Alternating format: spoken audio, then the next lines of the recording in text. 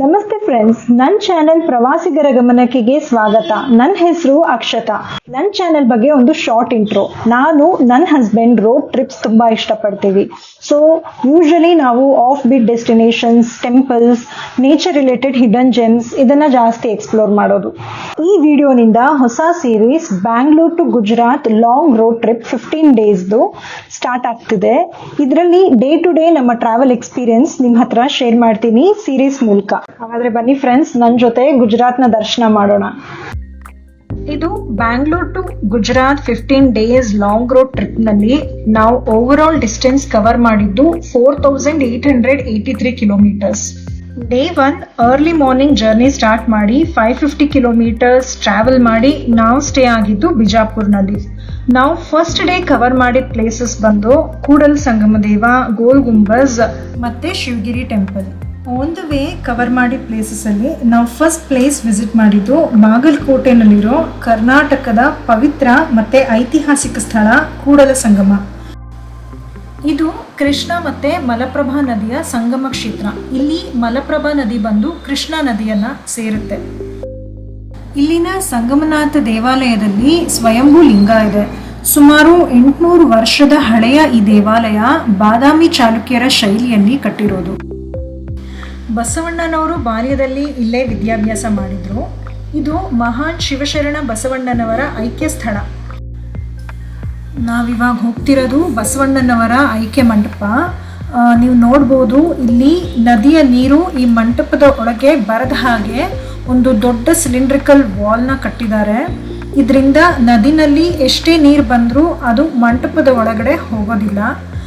ನಾವಿಲ್ಲಿ ಇಳಿದು ಹೋದರೆ ನೀರಿನ ಮಟ್ಟಕ್ಕಿಂತ ಕೆಳಗಿರುವ ಬಸವಣ್ಣನವರ ಐಕ್ಯ ಮಂಟಪ ಸುರಕ್ಷಿತವಾಗಿದೆ. ಈ ಐಕ್ಯ ಮಂಟಪದಲ್ಲಿರುವ ಲಿಂಗ ಸ್ವಯಂಭೂ ಲಿಂಗ, ಮೇನ್ ಟೆಂಪಲ್ ಅಲ್ಲಿರುವ ಲಿಂಗ ಕೂಡ ಸ್ವಯಂಭೂ ಲಿಂಗ. ಅಂದ್ರೆ ಇದು ತಾನಾಗಿಯೇ ಉದ್ಭವಿಸಿರೋದು. ಕೂಡಲ ಅಂದ್ರೆ 2 ನದಿಗಳು ಬಂದು ಸೇರೋ ಜಾಗ. ಇಲ್ಲಿ ಕೃಷ್ಣ ಮತ್ತೆ ಮಲಪ್ರಭಾ ನದಿಗಳು ಹೇಗೆ ಬೆರೆತು ಒಂದಾಗುತ್ತೋ ಹಾಗೆ ಮನುಷ್ಯ ಕೂಡ ದೇವನಲ್ಲಿ ಒಂದಾಗಬೇಕು ಅನ್ನೋದು ಈ ಕ್ಷೇತ್ರದ ನಿಜವಾದ ಸಂದೇಶ. ಅದಕ್ಕೆ ಬಸವಣ್ಣನವರು ತಮ್ಮ ಪ್ರತಿ ವಚನದಲ್ಲೂ ಕೂಡಲ ಸಂಗಮ ದೇವ ಅಂತ ಅಂಕಿತ ನಾಮವನ್ನು ಬಳಸ್ತಿದ್ರು. ನದಿಗಳು ಇಲ್ಲಿ ಭೌತಿಕವಾಗಿ ಒಂದಾಗುತ್ತೆ, ಆದರೆ ಇಲ್ಲಿಗೆ ಬರೋ ಭಕ್ತರು ಮಾನಸಿಕವಾಗಿ ದೈವದ ಜೊತೆ ಒಂದಾಗ್ತಾರೆ. ಪ್ರಕೃತಿ ಮತ್ತು ಆಧ್ಯಾತ್ಮದ ಈ ಸಂಗಮ ನಿಜಕ್ಕೂ ಅದ್ಭುತ.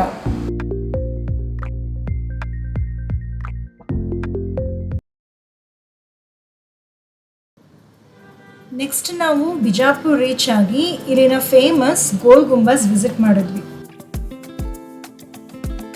ಇದು ಕಟ್ಟಿರೋದು 17ನೇ ಶತಮಾನದಲ್ಲಿ. ಇದು ಮೊಹಮ್ಮದ್ ಆದಿಲ್ ಶಾನ ಸಮಾಧಿ. ಇದು ಪೂರ್ತಿ ಬಸಾಲ್ಟ್ ಸ್ಟೋನ್ ಇಂದ ಕಟ್ಟಿದ್ದಾರೆ. ಇದು ಇಂಡಿಯಾದ ಲಾರ್ಜೆಸ್ಟ್ ಡೋಮ್. ಇದ್ರೊಳಗಿಂದ ಮೇಲೆ ಹೋದ್ರೆ ವಿಸ್ಪರಿಂಗ್ ಗ್ಯಾಲರಿ ಇದೆ. ಇಲ್ಲಿ ಒಂದು ಚಿಕ್ಕ ಸೌಂಡ್ ಮಾಡಿದ್ರು ಅದರ ಶಬ್ದ 7 to 8 ಟೈಮ್ಸ್ ಎಕೋ ಆಗುತ್ತೆ. ನೀವಿಲ್ಲಿ ಮೆತ್ತಗೆ ವಿಸ್ಪರ್ ಮಾಡಿದ್ರು ಎದುರು ಬದಿನಲ್ಲಿರೋರ್ಗೆ ಅದು ಕ್ಲಿಯರ್ ಆಗಿ ಕೇಳಿಸುತ್ತೆ.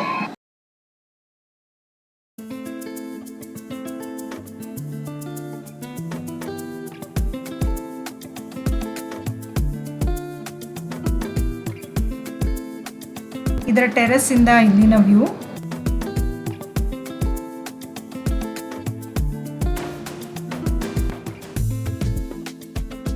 ಇದರ ನಂತರ ನಾವು ಬುಕ್ಕಿಂಗ್ ಮಾಡಿದ ರೂಮ್ಗೆ ಚೆಕ್ ಇನ್ ಆಗಿ ಸ್ವಲ್ಪ ರೆಸ್ಟ್ ಮಾಡಿ ನೆಕ್ಸ್ಟ್ ಶಿವಗಿರಿ ಟೆಂಪಲ್ಗೆ ಬಂದ್ವಿ. ಇದು ಬಿಜಾಪುರ್ನ ಔಟ್ಸ್ಕರ್ಟ್ಸ್ ಸುಮಾರು 5 ಕಿಲೋಮೀಟರ್ಸ್ ದೂರದಲ್ಲಿದೆ. ಇಲ್ಲಿ ನೀವು ಎಂಟ್ರ್ ಆಗ್ತಿದ್ದ ಹಾಗೆ ನಿಮಗೆ ಕಾಣಿಸೋದು ಒಂದು ಬೃಹತ್ ಈಶ್ವರನ ಮೂರ್ತಿ. ಇದು ಸುಮಾರು 85 ಅಡಿ ಎತ್ತರ, 104 ಅಡಿ ಅಗಲವಾಗಿರೋ ಭಾರತದ ಒನ್ ಆಫ್ ದ ಟಾಲೆಸ್ಟ್ ಈಶ್ವರನ ಮೂರ್ತಿಗಳಲ್ಲಿ ಇದು ಒಂದು. ಸುಮಾರು 1500 ಟನ್ ತೂಕ ಇರೋ ಈ ಮೂರ್ತಿಯನ್ನ ಶಿವಮೊಗ್ಗದ ಶಿಲ್ಪಿಗಳು 13 ತಿಂಗಳ ಸಮಯ ತಗೊಂಡು ಕೆತ್ತಿದ್ದಾರೆ. ಮತ್ತೆ ಇದ್ರ ಡಿಸೈನ್ ಮಾಡಿರೋದು ಬೆಂಗಳೂರಿನ ಆರ್ಕಿಟೆಕ್ಟ್ಗಳು.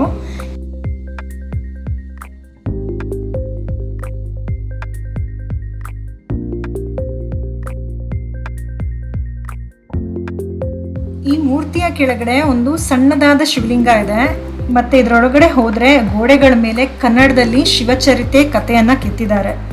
ಈ ಕಾಂಪ್ಲೆಕ್ಸ್ ಅಲ್ಲಿ ಒಂದು ಗಣೇಶ ದೇವಸ್ಥಾನ ಕೂಡ ಇದೆ, ಹಾಗೆ ಸುತ್ತಲೂ ಪಾರ್ಕು, ಕಿಡ್ಸ್ ಸ್ವಿಂಗ್ ರೈಡ್ಸ್ ಎಲ್ಲ ಇದೆ. ಫ್ಯಾಮಿಲಿ ಜೊತೆ ಬರೋಕೆ ಇದು ಪರ್ಫೆಕ್ಟ್ ಸ್ಪಾಟ್.